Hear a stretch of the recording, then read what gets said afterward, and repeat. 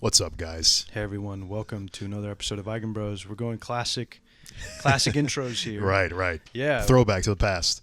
Throwback. Only because we forgot to do it. Yeah. Legitimately, we just started running. Yeah. Anyway. But we just want to say, guys, make sure you like, share, comment, and subscribe. If you haven't already, check us out at Eigenbros.com. Yeah. Check out Eigenbros on Twitter, Eigenbros on Instagram, Eigenbros2 on TikTok. Yeah. And thank you to our Patreon supporters. We really appreciate you guys. We know we got a new one last week. Yeah. And if you guys like our stuff, make sure you check out the Patreon. Donate $1 to the podcast. Yeah. We would really appreciate it. And this week we talk about Terrence's Twitter beef.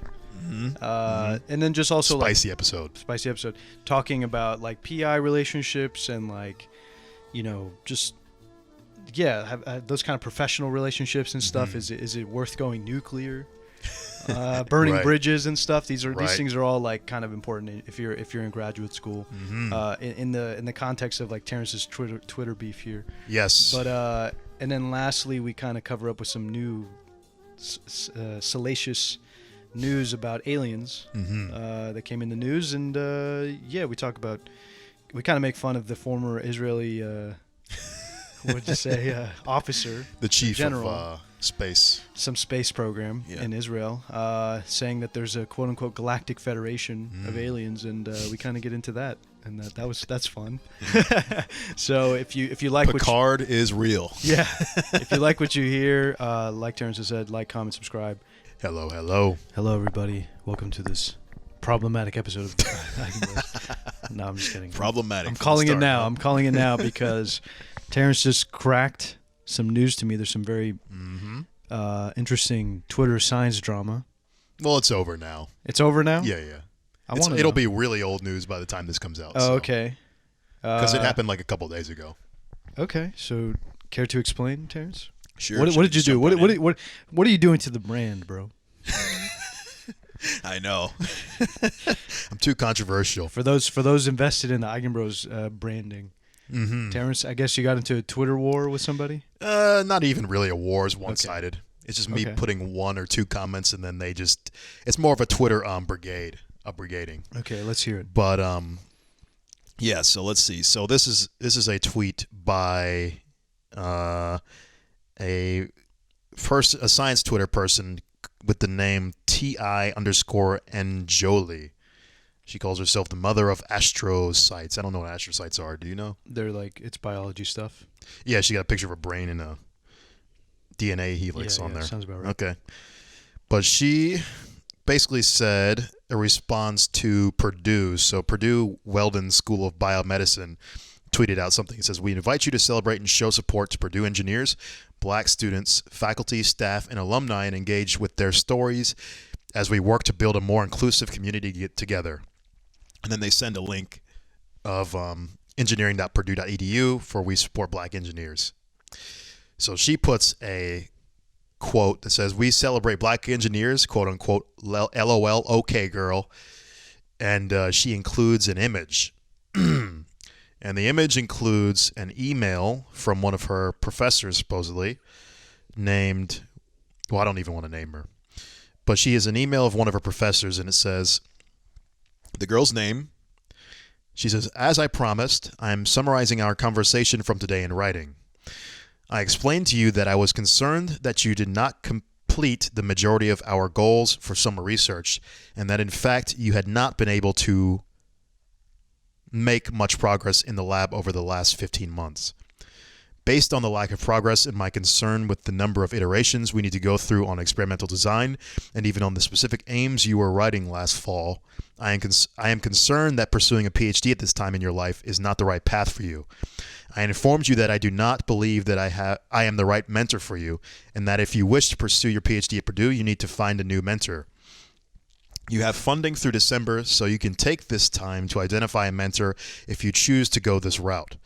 Alternatively, you can look for positions in industry where I believe that you will have more success, or look at other potential degree opportunities such as marketing. I am willing to help you think through potential industry positions and alternative degree opportunities over the upcoming months. Academic programs, personnel, and BME are also a resource to you. I encourage you to strongly consider an alternative path rather than a PhD at this time in your life. Damn, he doubled down on it.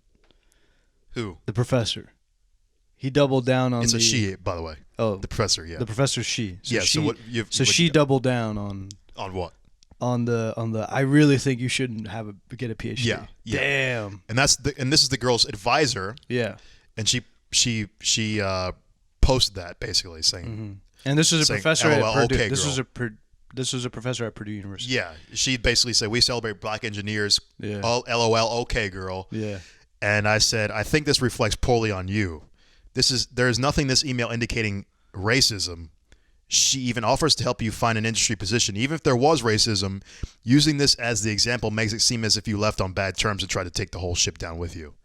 So then, of course, this was the tweet. Let's dissect ignite this. it all. Let's dissect this. Yeah, let's do it. Because okay. So by the way, this is such a fuck. I don't want to cuss, but this is such a. Oh yeah. Well, you're good now. Well, just 30 seconds. I just want to say that this is such an issue to get to this point in your PhD career where you're like your advisor thinks you're not like cut out for this. Mm-hmm. That's major. It is. That's such a shot to that's such a blow. Everything to your ego, to your self-esteem. Everything. It's a shot. Yeah. It's a huge. It crushes people. Yeah.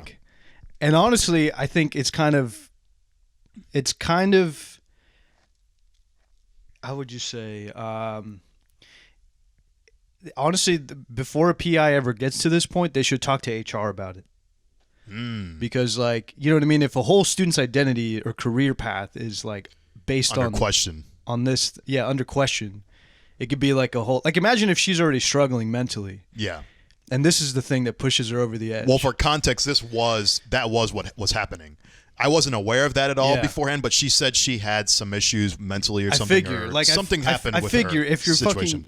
I figure if you're if you're having trouble doing stuff at the lab and stuff, I can only imagine that, you have good reasons or you're struggling with some other stuff. But the professor kind of outlined that, right? She was saying, I don't think it's a good time for you to be pursuing a PhD, which she's right, technically.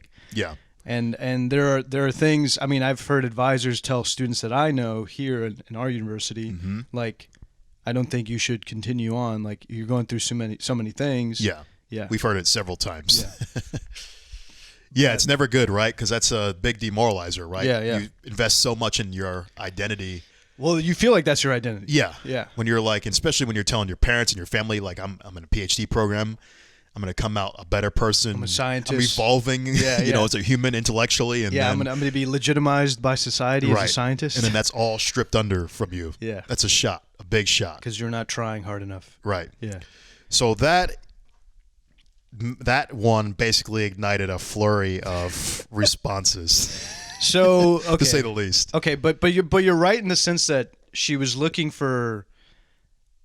Was she injecting racism in the conversation, or do you feel like you were injecting racism in the conversation? Right. Well, the thing is, she said, quote, "We celebrate black engineers, LOL, okay, girl." Okay. So I was like, if she just would have said I don't know, supporting engineers. Well, yeah. I mean, I guess I could supporting people or something that wasn't related to black. Yeah. The email didn't mention anything about race. Yeah. So the thing is though, of course you and I both know covert racism is a real thing, right? Mm-hmm. And some people are really good, especially these days, at being covertly racist. Yeah. But the problem is if you can't prove that, you just look like an ass, right? Yeah. So I don't like using the racism card unless it's really clear. You know? Because the burden of proof is kind of And it's a really easy card to play that can destroy someone, and then basically you're using that card so much you take away its power, because then it's like the boy who cried wolf, right? Yeah, I mean, you can. There's a little bit of it's a scenario where it's like you can use it. You don't want to burn bridges.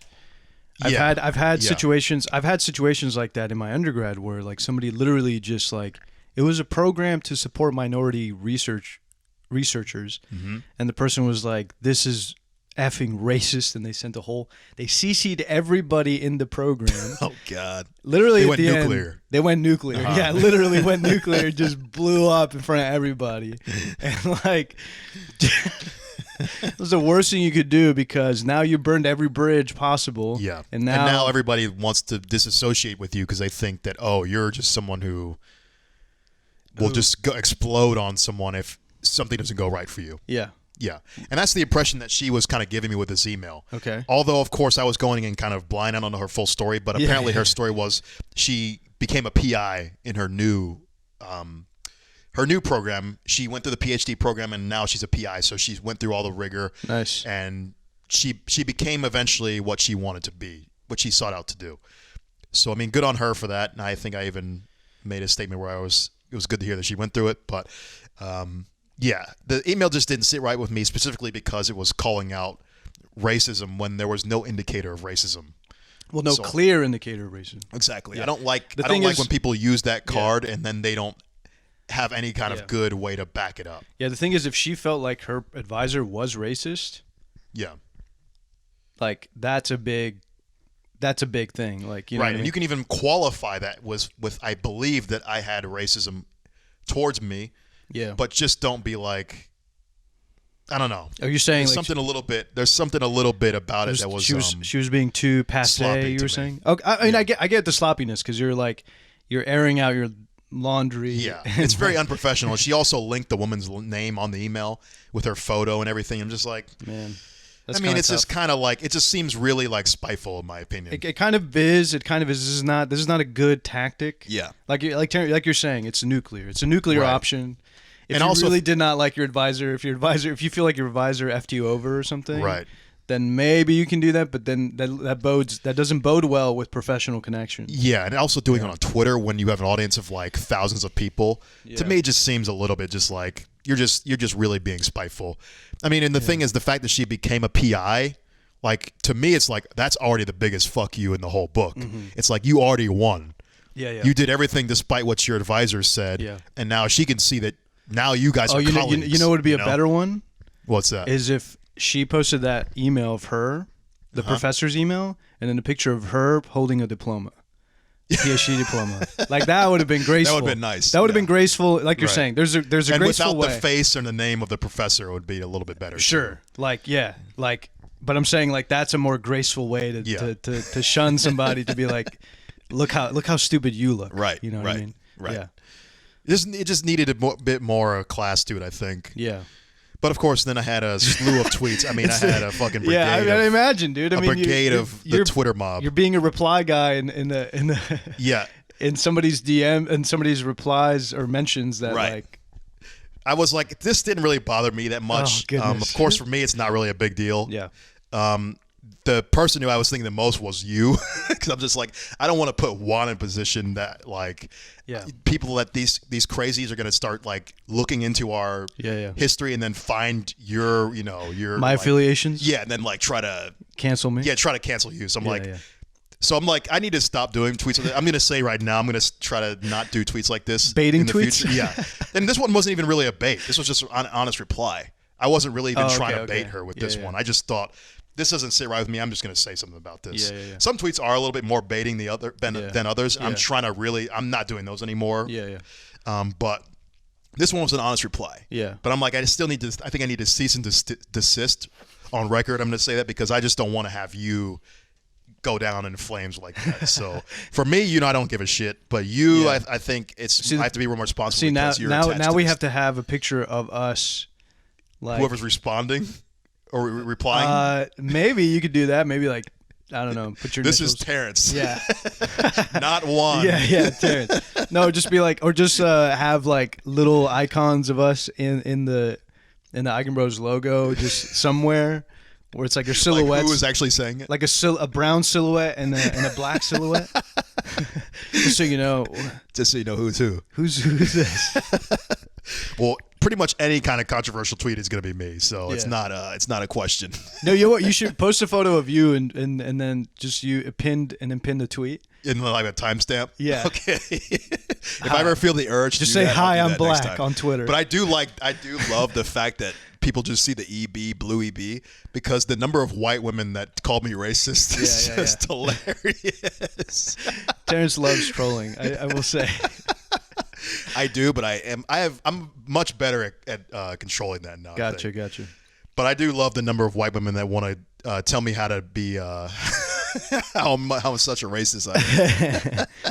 Yeah, no, I would say that's probably a good way to like negate that though. Like what? Just those people coming at you because you're a person. By the way, Terrence, you're the kind of person that like anytime you see logical fallacies, mm-hmm. you will suss them out. You will work through somebody to like get to the point where it's like of clarity, where it's like honestly, and I like dialogue. Yeah, like for me, Twitter was a dialogue. Like if I say a comment like that, I want her to respond with and elaborate a counterpoint, right? But then I always remember that these kind of people love to respond with an emotional reaction. So basically, what happened with her next was race is already charged, my friend. Anytime race. But for me, I mean, I always forget. With me, I don't really care. Anybody can call, people can call me the N-word, and I still will not respond. I don't think I'll just be like, well. It's like I mean, I'll respond maybe more negatively, but I don't think I would blow it out of proportion. But to you, it's an emotional response. Yeah, it's an emotional response. So basically, what happened? I wish there was a way in Twitter you can like see the chronology better. Yeah. Let me see if I can get the chronology better, because she basically just retweeted me, and immediately had a backlash, an emotional backlash. Well, here's the thing, Terrence. This is what I'm telling you, bro. You should post a picture of yourself on the Twitter. Pin the tweet. It's too and say, easy. Hi, I'm black. It's too easy though. I love it when they assume things, because it just shows even how even poorer their logic is. But that's even better. I mean, like that. I mean, that's even more satisfying to me. That's not. I mean, to be fair, it's not enough to say that because you're black, you can be racist against your own people. You're right. Yeah. But it's hilarious when people just want to attack ad hominem. Yeah. Do ad hominem attacks on you, which was a common theme with this. The number of people that said this is obviously a white guy's account, or this is clearly a white man's account, or this is definitely an ugly white dude's account. Yeah. Damn. I mean, it's hilarious. Yeah. But let me see. Sorry, Juan, I'm trying to find it, but there's a bunch of mentions. It's good.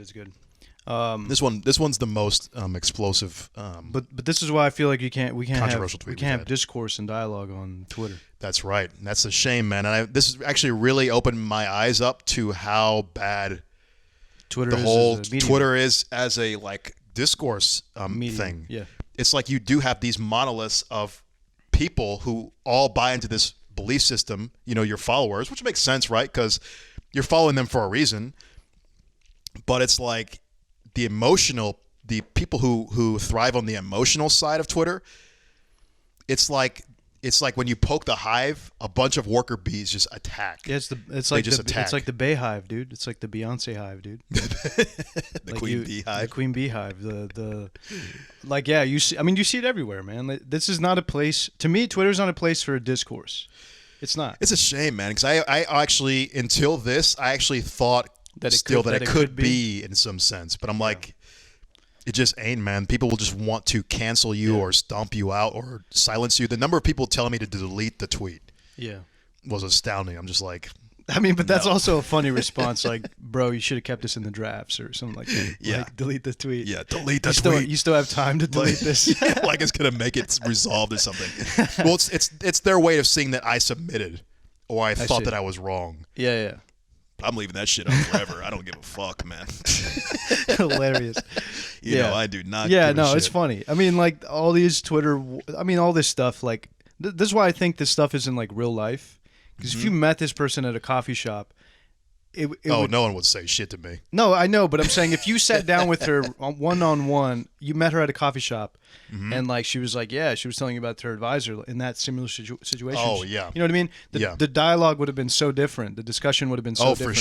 For sure. Instead of like these like, these like, sort of hot points of like, oh, you like I don't know. It's such a condensed form of getting to a point that it seems so inflammatory. Yeah. You know what I mean? Yeah, and the text also makes it seem like it's like people will actually. It's an interesting phenomenon. People I've read noticed. into They actually, it's like they take things to the most extreme form. I don't know about that. I think they read into.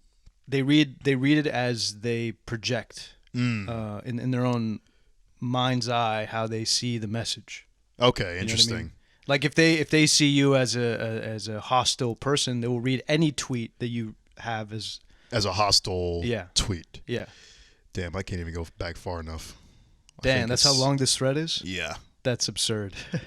Yeah, it's just a bunch of people commenting. Yeah. And a bunch of science Twitter, actually, too. A lot of people who I recognized. I don't follow any of them, though. I think it's because they're on the emotional science side. Well, I'm not really that interested in it. But, there were some big people who commented.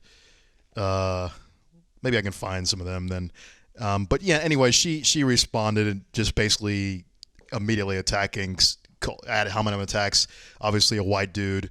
You know nothing about black issues, all this stuff. You should have revealed your trump card, Terrence. I will never. But I actually was slightly disappointed. The only person who affected me on this whole chain, we had one person who was a fan of ours. I'm not going to mention who it is, but a fan of ours did respond to the tweet, and I think he was on more. Well, he was kind of taking a very neutral position, and I respect that. But I think he thought I was being a contrarian. And I was like, which was a little bit saddening for me to see. Which is something that happens to you probably a lot. Yeah. My own mother calls me a contrarian. But I think it's actually a very common thing I've noticed with, especially with public intellectuals, they get called contrarian because people are like, you disagree with everything.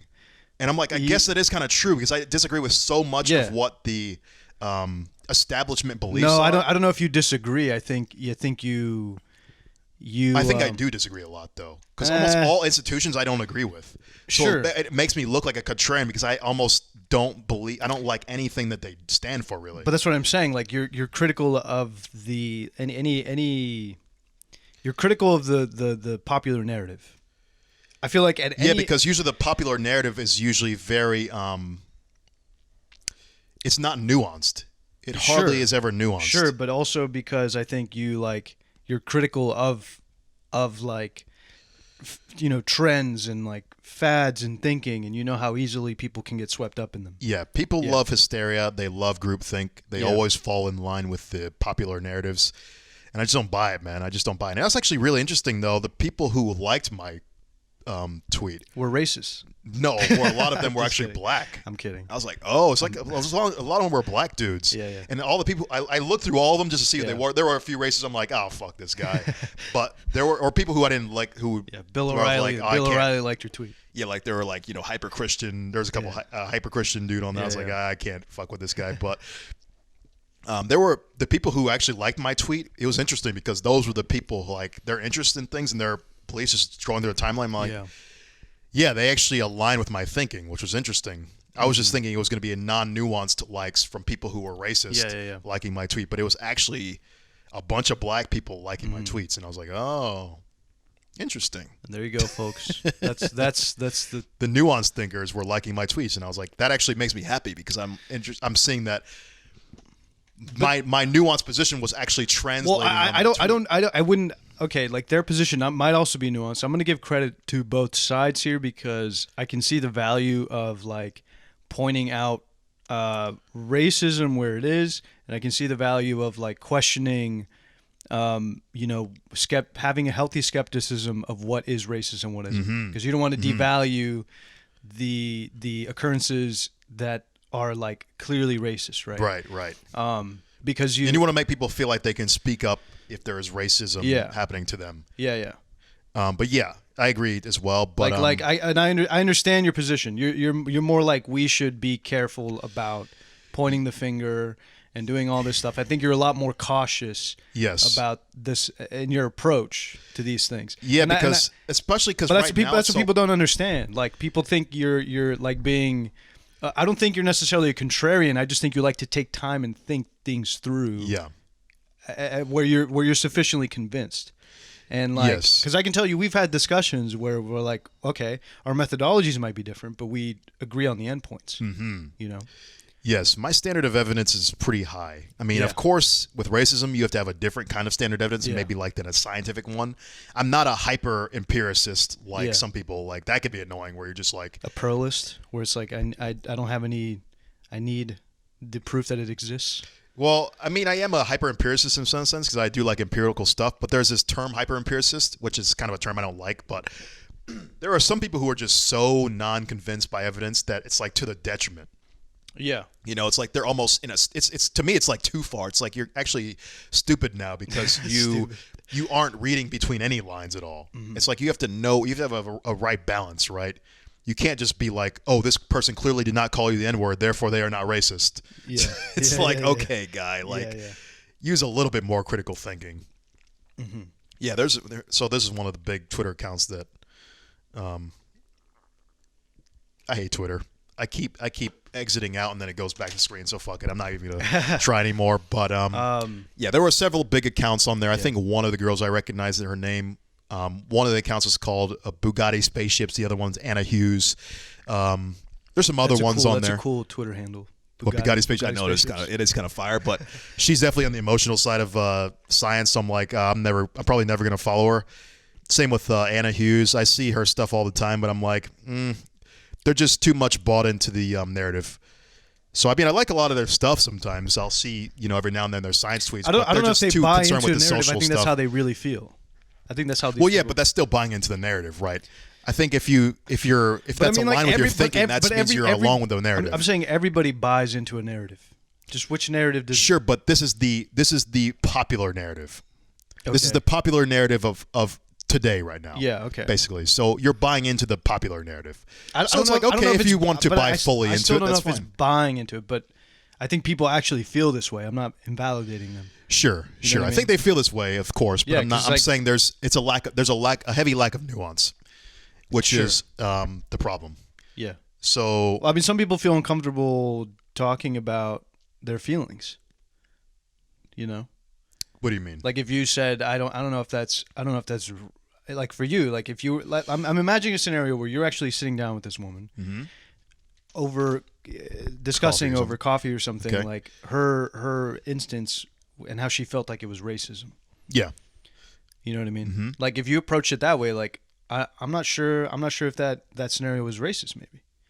You know what I mean? Like if you had that conversation, she'd be like, well, I feel like it was or something and blah, blah, blah. And then she'd give you reasons and then you'd be like, okay.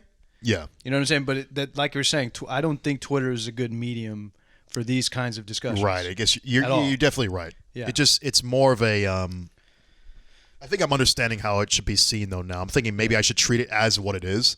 Yeah. Of course it is what it is, right? So I need to treat it like what it is. Yeah. And I'm thinking it's more of like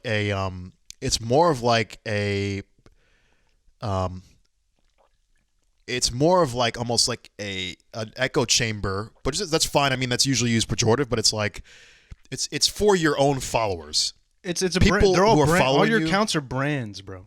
Every Twitter account is people a are brand. buying into your brand. Yeah. So when you attack that brand, now everyone who likes that brand is like, you're fucking up. You're attacking the brand that I like. You're attacking the shit that I like. Yeah, exactly. So now they want to pile onto you. I would hope my followers would never want to do that. I hope our followers don't do that shit at all. Yeah. I think, but this actually has made me convinced how good our following is, how strong they are. Because like after that whole fiasco, I would see that being like, if that was like a popular person who had 1 million followers, they would just get thousands and thousands of unfollows probably. Yeah. But with ours, we got like 4 unfollows. Okay. I'm like, this is where I like it to be, where we have such a solid core of people that they know how to not respond emotionally to things like that. Yeah. So I love our following and how stronger and stronger, how much of a diamonding it is. They're just getting so strong in my it's like we're building our monolith now, True. But they're pretty solid now. I'm like, okay, this is a good Twitter following. They don't just up and leave from one little thing. Of course there are a few that did, but see ya. Yeah. Yeah, true. It's actually good. I feel like I got 8 unfollows the other day. Oh. Because I tweeted on your personal, on my personal one, because I tweeted, there's a guy out there not using condoms because they're single-use plastics. You know what I mean? Like he's so green. That, anyway, people don't. That's good, man. No, I'm just kidding. I think unfollows is actually more attractive to me now because I'm like, this is like you're culling the meek. You're trimming all the fat of your audience. Yeah. You're getting rid of all the people who are just gonna be there for a minute and then just. You know what needs to be gonna... Terrence, now what your first instinct should be when you see things like that. What's that? Tweets like that, when people send tweets like that, just be like, hey, can you come on our podcast? Yeah, but I don't have the attention then. Please talk about your experience. Just be like, no. No, but it's like yeah, I mean, I'm interested to hear. I'm also, there is that could be a way to get in, but yeah. There is a silver lining to this, actually, one in the terms of what you're saying, because when people retweet you and like your post and like post that replies to you and so on and so forth, they become you start appearing on their feed. I don't think all what is that saying? All what is it? All recognition is good recognition? Yeah, right. I don't saying what do they say? No, it's like but that's the sentiment. Yeah, I know what you're saying. Yeah. I think it is at some level, but you have to be able to control that, to harness that. So I'm glad, actually, because now I'm seeing more of the people who were emotionally attacking me from that post. They're on my feed now, and I know it's going to be vice versa as well. So I think once people see that I'm not a racist or a bigot, and they can't ignore my posts anymore, and they have had time to cool down, maybe I could get one of them on the podcast. I would love to have Queen Mother of Astrocytes, whatever her thing is, on the podcast. And Bugatti spaceships. Sure. Tell me where. I like all of them on the podcast. That would be interesting, and they can even talk about this whole thing. We're not afraid of any of this kind of. Yeah, we can be outnumbered. We'll get a whole. Sure, I'll take on any number of people. It's a whole Zoom. It's just. They can all attack. It's like, just taking turns to berate you, Terrence. Right, I love it. I love it. In person, it's actually way better. You love controversy, but I know you would be. I would love it. You'd be getting such. I would feel like Bruce Lee in that fucking movie where he's got all the. I'm not kidding. This would make Terrence feel so alive if he got all 10 of these people in the room. I love it. And then he'd have the biggest smile on his face. Honestly, that's like my fantasy. But yeah, I think maybe they'll come around. Yeah. They'll see that we're not grifters or bad guys. Eventually, you can't ignore that. Even people who have attacked me in the past, like Keyshawn Rance, he had some issues with some things I said in the past, but he didn't pile on to that last tweet. Yeah. And I know he saw it. I have a feeling he saw it because he's in all their circles too. But I think I've grown on him, I hope. I would like to hope at least, because Keyshawn Rance is great. I like a bunch of his stuff. So, nice. Yeah. So how would you handle a situation like that, Terrence, if your PI went nuclear on you? Oh, I would immediately feel revengeful. I mean, seeing what that lady said, if that was to me, I would definitely, I would be infuriated as well. Yeah. But I would definitely not handle it like that. Okay. How would you handle it? I would just say, okay. And I would move on to the next thing, just like this girl did. So is this a situation where keeping it real goes wrong kind of thing? Yeah, a little bit. For her? Yeah. She got in her feelings and she blew up. Yeah. I'm much more of a covert revenge taker. You do a lot more sly things. Like I do a lot more building up. You'll find out where this professor lives, and you'll put a pin needle in her tires so that it slowly leaks air out over time. Metaphorically, we'll say. Yeah. I won't do that physically, but like the thing is, this girl had the perfect comeback situation. Yeah, because she got her PhD. Yeah. She became a PI at a university. Yeah. And now this lady's a colleague, so she's never going to get rid of her. Yeah. So it's like now, it's beautiful. That's why I'm be like, now I'm going to make you my bitch. Now, because now you have power. Now I'm going to every colloquium that you go to. Exactly, and now I'm going to look at all your research and just see all the wrong shit you've done. And you just take them down slowly and methodically. For the record, I think this is PIs. I don't think this is how you should also communicate to students.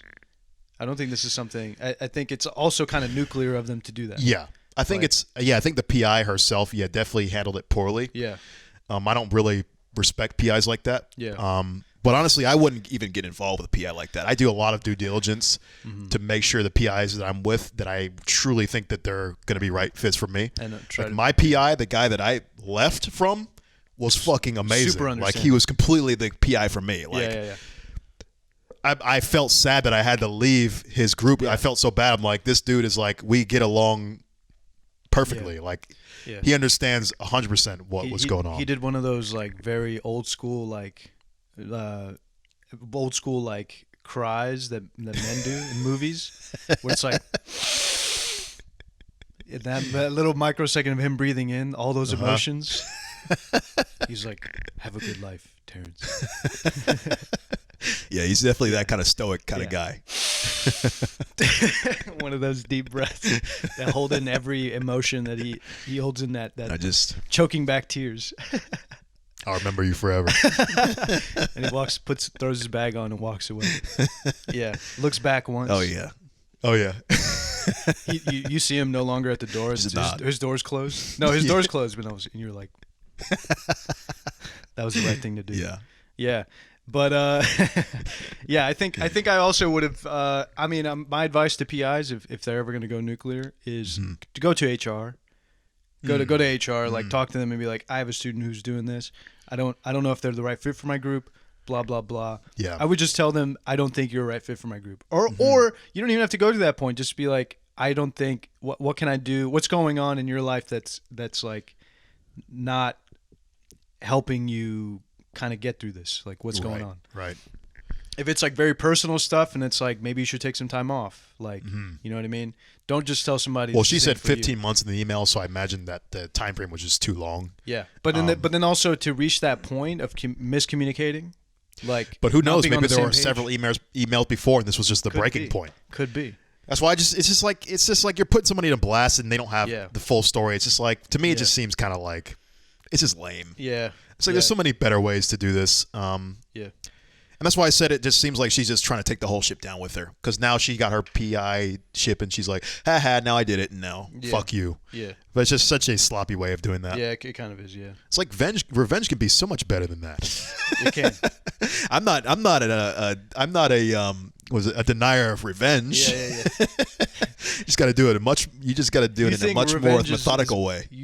She served revenge on a cold, hard plate. You know what I mean? No, that's how you want revenge to be. Cold, hard. No, you serve it with a smile. Oh, I see. Yeah. You know what I'm saying? Right. Yeah. You're digging the scalpel with a grin on your face. You're just like, you'll never be a doctor. Like, this is a scenario that I imagine you would love. So you go to medical school. A professor's like, Terrence, you could never be a medical doctor. You could never be a surgeon. And then sure enough, 20 years down the line, she's lying on a surgery table, about to go under anesthesiology, and then you're like, you turn around and you see just Terrence, like, you see a face mask, and then you put the face mask down, and you're like, hi. You say good night. There's that look of horror. Yeah. No, the gas mask. But that's you. I know you. You would like get such a kick out of that. You'd be like, you're like. But then I would fix her up completely perfectly, and she'd wake up just be like horrified. Yeah, but that's the beauty of it. Like, I know that you would do that, as opposed to like other people might be like, no, I'm not going to do surgery on this person. They never thought that I could do it. Right. Yeah. Oh, I would give her the best surgery ever. Yeah. But it would just fuck with her so much. She'd just be like, what? Why? Yeah, exactly. So, but those are two different approaches, man. I'm on the camp. I'm on your camp. Like, I would rather do it that way. Like, serve it with a smile kind of thing. You know what I mean? There's a lot more. It's so much more fun to mess with people psychologically that. Yeah, it is. But yeah. Anyway, yeah. So I wanted to talk about something interesting that came up in the news. Yeah. I don't know if you heard about this. This came out on India Today, a top news science section or column. Oh, okay. The headline is, Donald Trump knows that aliens exist, says former Israeli space chief. Yes. You saw this? Yeah. Oh, he did? Yeah. How legitimate is this? Okay, for the readers. I didn't look up. Okay, so I want you to ruminate in on this. But for the listeners, it says in an interview, Haim Eshed, who headed Israel's space security program for nearly 30 years, has said that the U.S. president knows about the existence of aliens, and he says that humanity isn't ready, that America has been keeping the existence quiet, and he says that he claims that there's a quote-unquote galactic federation of aliens, and their cooperation with the U.S. includes a secret underground base on Mars. Terrence is shaking his head. He said, quote unquote, Trump was on the verge of revealing aliens' existence, but the aliens in the Galactic Federation are saying, wait, let people calm down first. I wonder if they have British accents. They don't have to start mass hysteria. They want to first make us sane and understanding. Yeah, according to one of the officials of an Israeli publication, saying that he confirmed the existence of aliens because he claims they've been among us for a long time. They come in peace, according to him, and they've been waiting for humanity to evolve and reach the stage where we would generally understand what space and spaceships are. You know, I know that's bullshit. What? Because Trump can't keep a secret for shit. Yeah. Trump would never keep a secret like that. He would tweet a alien emoji. Yeah, or he would accidentally slip up in their meeting like, the aliens, I met them, great people. Yeah. Aliens, I don't know what you're talking about. Who said aliens? I don't know. I'm not going to say anything about them, but let's just say they're good people. Yeah, I mean, it's just dumb. Like Trump, they've already had issues with telling Trump things about classified information with like our intelligence that has busted missions because he said things about them publicly. Trump can't keep a secret. This is why the alien stuff is like so goofy to me sometimes. It's like no one can keep a secret like that for that long, and that many people like cannot keep a secret.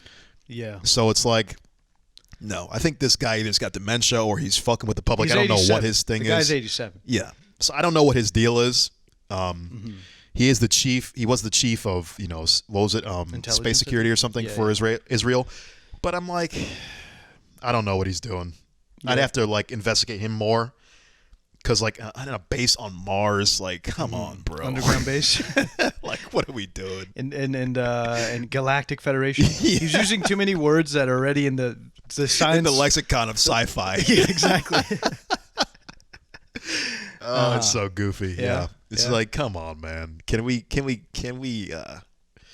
check this guy for dementia or something? So you think the media is reporting this not out of like saying like not co-signing this, but more of like look at this guy, look at how silly he sounds.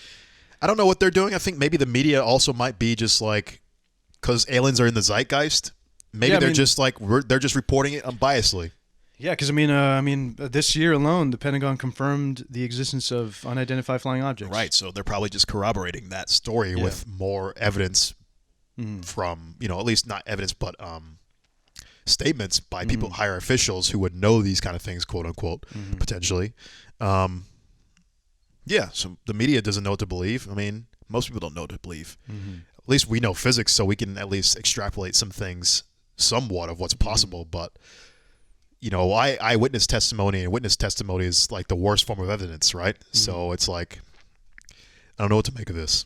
The guy could have dementia. He could have Alzheimer's. Who knows? I don't know what he's doing. Or he could just be a troll. Yeah. He just might be like, I'm 87, so I'm going to have a little fun in my life and troll the public with alien stuff. Because we have seen monoliths come into play, although I'm teasing. They're not legitimately a thing. I think those are, we both agree those are all art constructs. Well, I don't know if we could say definitively, of course, but I'll say I think they're probably art pieces. I'll say with 95% probably confidence. But it could have been, Jethro in his backyard who just made a cool little monolith thing to scare the libs. I don't know. Yeah. But it's like all these things that are kind of like merge. This is how you if you're actually a fan of like the if you want to believe, quote unquote, you have to be. We're skeptics. Yeah. Yeah.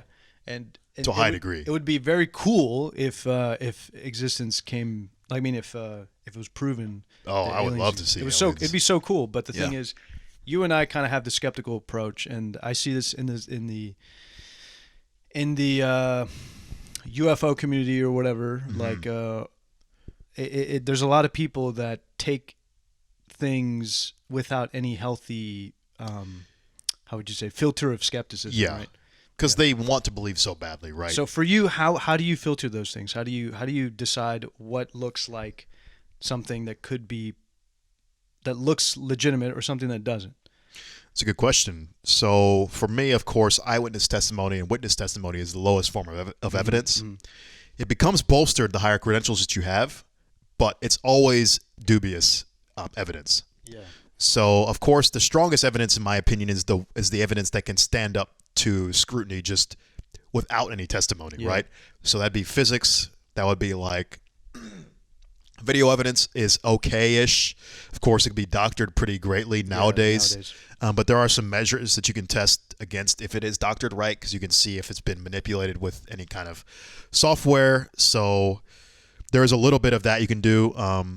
But really, it's a culmination of a lot of evidence. So one piece of evidence, unless the alien is standing in my face, is not going to do it. You need to have a you need to have a threshold of evidence where it's become convincing enough. Mm-hmm. Like, for example, with the Bob Lazar case that we did, a lot of Bob Lazar's stuff was reasonable sounding. Physics sounded mostly reasonable. There were a couple flaws, but it's all sounded reasonable. Yeah. But then you have to look beyond that and say, okay, let's try to extrapolate what we can actually use as evidence here.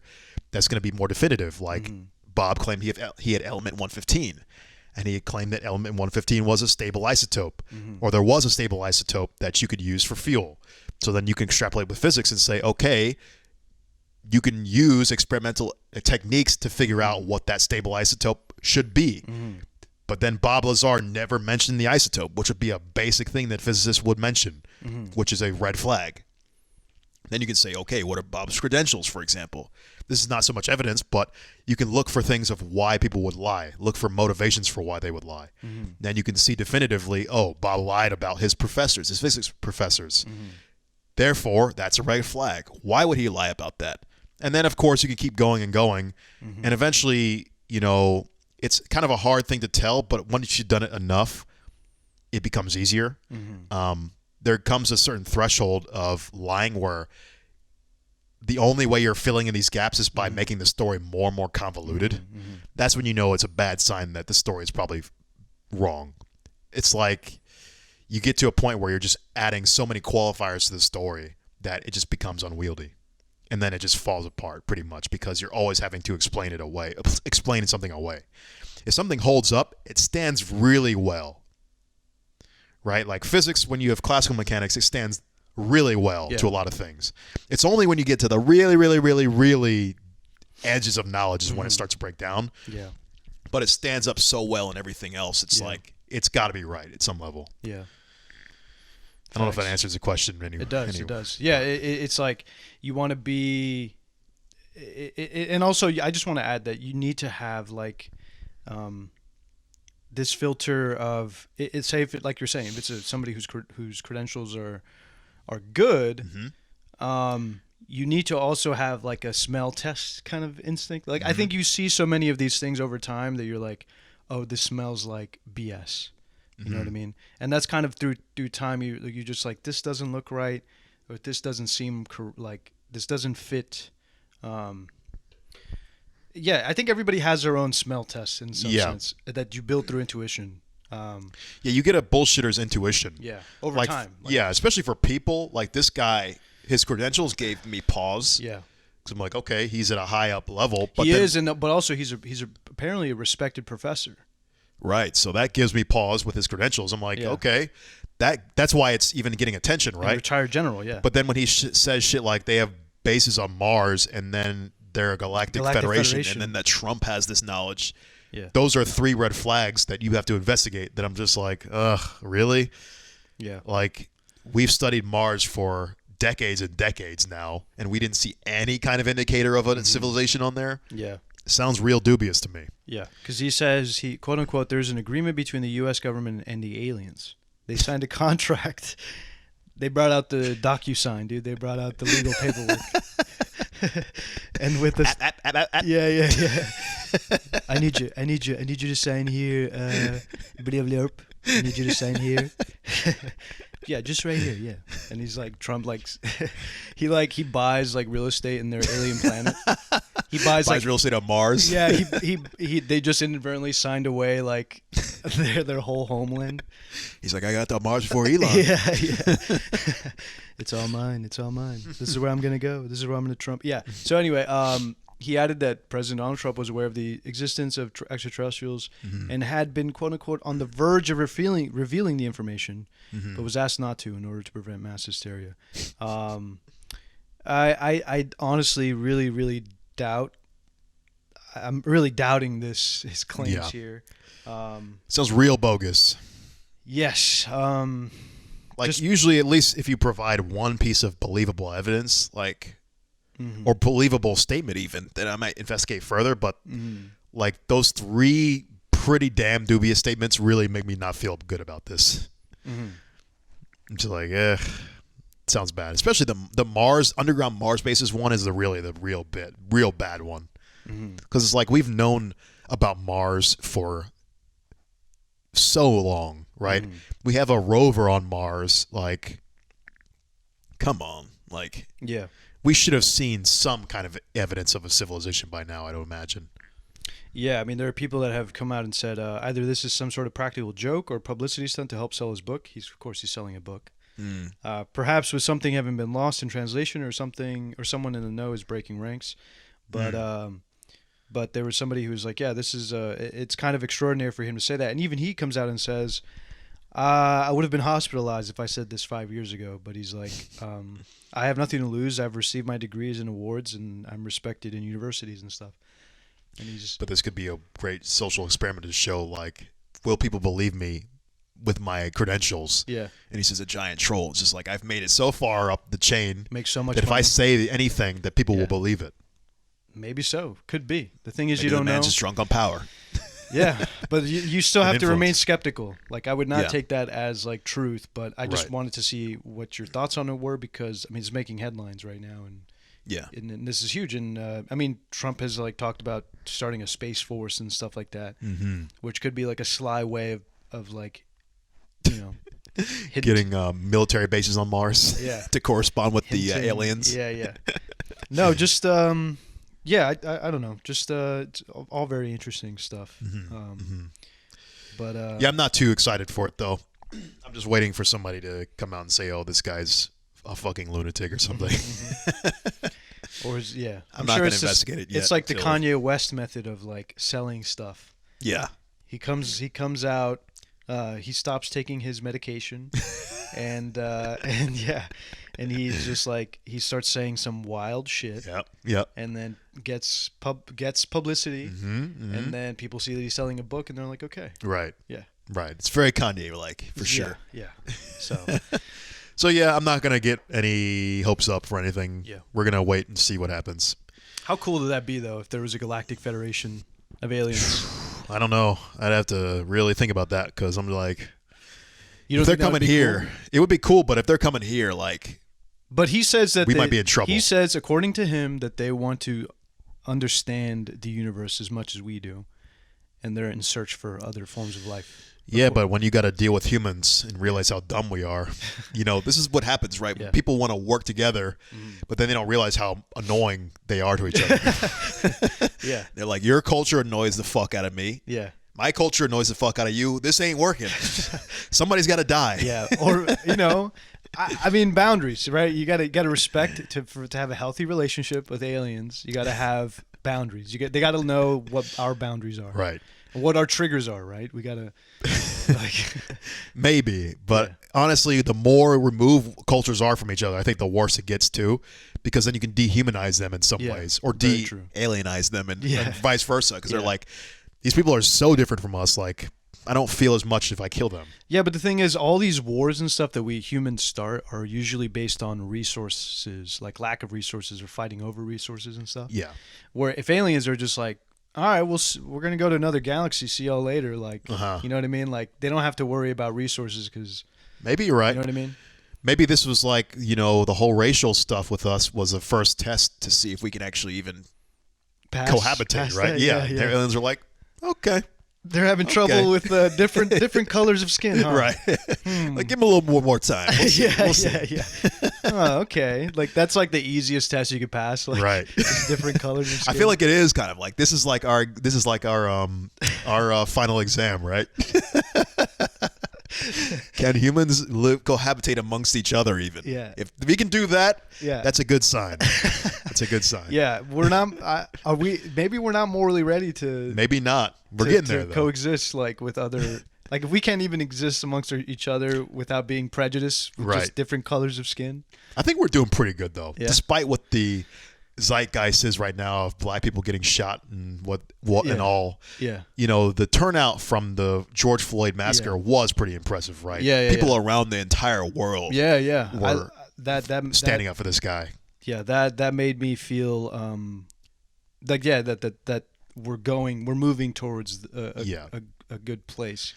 I think people have had it with this kind of thing. So I think we have made a lot more progress than people like to claim. Yeah. I think it's just like I think because with every passing generation we see like how much the marker has moved in terms of being anti-racist. You know what I mean? Like for our generation, like we came, our parents lived in the civil rights era. You know what I'm saying? Where they were fighting still for civil rights, like things like to vote and like fighting against voter suppression, things like that. Things that for us we take for granted. Yes. But were very real issues for them. Right. You know, before and now, like anything that's like even now we're so used to like that other things like covert racism have come up and like how to deal with that, and then also us recognizing which people are kind of covertly racist. That's kind of our own generational thing. Yeah. But then the future generations are going to deal with basically people not being racist at all, or like being 100% racist. You know what I'm saying? Oh, what do you mean by the 100% racist? Like all or nothing kind of thing. You think? I don't think so. Yeah, I think because racism now is like all racist is like you got to live in the boondocks to do that. That's what I'm saying. Like, you know, you got to, like, the internet's brought the world together in some sense, but you also recognize now how far away some people are, like morally or culturally, you know? Do you know what I'm saying? No, not quite. Like, I mean, like, I don't think 100% racists can really thrive in a society really as much anymore. That's what I mean, yeah. Like, yeah, I guess. So why do you think they would exist in the future like that?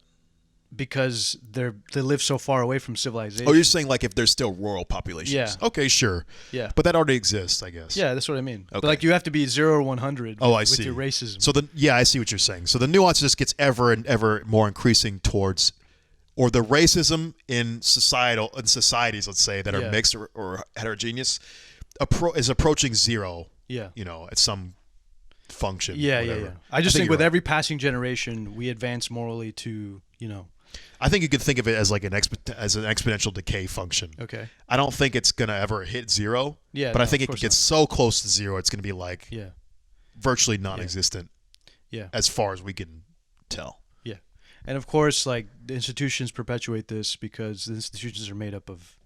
I mean, you still have boomers in them that were like that can still technically still grew up with racism. Yeah. Right. So. Yeah, anyways, you know, will we be the generation that's racist against aliens? I hope not. We grew up with too much positive alien propaganda, right? No, we grew up with Independence Day. That's true, yeah. That is alien propaganda, isn't it? Yeah. How many of those? That's negative alien propaganda. That's negative alien propaganda. And then also signs. Signs, they weren't friendly. Mars attacks. Mars attacks, exactly. We grew up with a lot of anti-alien propaganda. Yeah, we did. So I don't know if we're gonna. Ooh, I would definitely be you. I mean, you and I already have like very like we're not trusting of aliens. You know, I don't. Yeah, I'd have to really be like, I don't know, man. What if your daughter in the future is dating an alien prince? How would you feel if she brought an alien, an extraterrestrial? I just have to know them better. I mean, Dad, he lives on Mars. What is just because he lives on Mars doesn't mean he's a terrible person. No greenskins in this house. Yeah. Just like you can't. No Martians in this house, please. I just don't like that they're not from the planet Earth. Is that too bad? Is that a bad thing? Yeah. How you think you would be morally evolved enough to like consider that? That'd be tough, man. It depends. But that's you always where, want to say that, but I don't know if I would be. I'd have to see how they are. I think our reaction would be so visceral. It might be like, could you imagine? Like, what if aliens were so foreign to us that they're just like? But that's what I'm like, saying. That's just like so weird. That's what I'm saying. We'd have such a visceral reaction. I know that. Yeah, yeah. We might be disgusted by them. Yeah. So I can't say. I don't know. But future generations, they would be like, "Dad is just an alien," or "They's just an alien." But imagine if they were like also like grotesque creatures. Like imagine if they were like octopus type creatures, just with like no mouths, or like just like really just like gross. They like gross anatomy. Were like slimy. Things that we could not find cute or we can't see any kind of positive from that. Could we cohabitate? I don't know if we could. I don't know. Because they would just be so different. They would like trigger our disgust. Our fight or flight response. Right. Yeah. Right. Yeah. Or if they had really fast or sudden movements. Like we don't like fast sudden movements. We don't. So like that stuff might. We also don't just like be too much. We also don't like right. And imagine like that combined, something that moves fast and has intelligence and is like disgusting to our eyes. Like I don't know if we could get past that. They would probably be our enemies. Yeah. Even if we were on the same page. But we would have to be but this is our job, to sit down and be very rational about it. Just be like, we get that there are differences between us, and we might not be able to live together, but you know. Just be like, you stay on this side of the galaxy, and we'll stay on this side. We for real sound like racists right now. Right, and that's the kind of shit that they're like, well, we're just gonna have to kill you then. Yeah, like this is the kind of thing you can't really ever anticipate till it happens, right? Yeah. You just don't know. I would hope that, you know, maybe my kids grow up with their alien kids, and then they can, like, you know. Maybe, but like I couldn't like imagine like a scenario like this. Imagine trying to habitate with giant spiders. As long as they don't Could you do it? As long as they don't try to do anything. Let's say if they could bite. Let's say if they have the potential to bite your head off if they really wanted to. Oh, man, why do you say that, dude? That's what I'm saying. Like, imagine if that was a scenario. I don't think that's possible for me. I already have too many, how would you say, there's too much to work against. Yeah, that's what I'm saying. It's like, if that's what the aliens are, I don't know if we could handle that. Yeah, because we would just feel threatened by them all the time. Maybe the aliens are ready. Maybe they're right. We're not ready for them. Maybe so. They better stay on Mars.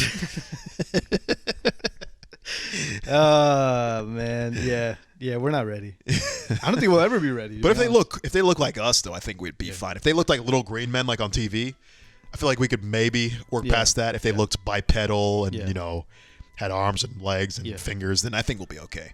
But if they look way different from us, there might be problems. What if they're dogs? Oh, then we would just. Dogs then we would be like, "Thank you, Lord." Dogs start standing up. They're like, "Marsha, I think what you do, how you cook, is disgusting." Just like very, very like, you know, like in Rick and Morty when the dogs. Well, really, that's what happens in Rick and Morty. Well, the dogs they got one dog got really smart. Yeah. And then he built his own like mech warrior, and he was able to translate his dog speech into human speech, and then he built one for all dogs, and they basically took over Earth. I mean, okay, Rick and Morty, there you go. Just like they figured it out. He's like, Summer, where are my balls? Oh my goodness. But like, you know, just like it would be wild if they're already among us, hiding conspicuously. We don't even know it. Maybe so. Yeah. Yeah. That's when you look at the NBA and like tall, the tall people. All these like freakishly athletic people. Yeah. Might as well be aliens, yeah. Yeah. Just all the super athletes are all aliens. Yeah, no human should be doing all that. No, not at all. Maybe we're the aliens, Terrence. Us? Yeah. Maybe. Twitter users. This would be a perfect time to like have the Michael Jackson like the yellow eyes from Thriller. Yeah, we'll do that. And with that we'll leave. I think we'll leave it at that. Yeah. But anyways, folks, like, comment, subscribe. Oh, we didn't even say that in the beginning. We didn't. Fuck. We just got straight into it. God. Well, like, share, comment, subscribe. That's really important. We need to start doing that from now on. Okay. Well, we'll record. I'm sure we'll record an intro. Yeah. Okay. Classic. So like, share, comment, subscribe, folks. Make sure you check out the Eigenbros.com. Eigenbros on Twitter. Eigenbros on Instagram. Eigenbros 2 on TikTok. Yeah. Also, thanks to the Patreon supporters. We got another one, I think, a new one. Yeah, we did. Shout out. And what else? Want to we forget anything else? Yeah. Comment below. I want you to think what kind of would you be ready for aliens to cohabitate with aliens? Yeah. And I think that's it. I think that's it. All right. See you guys.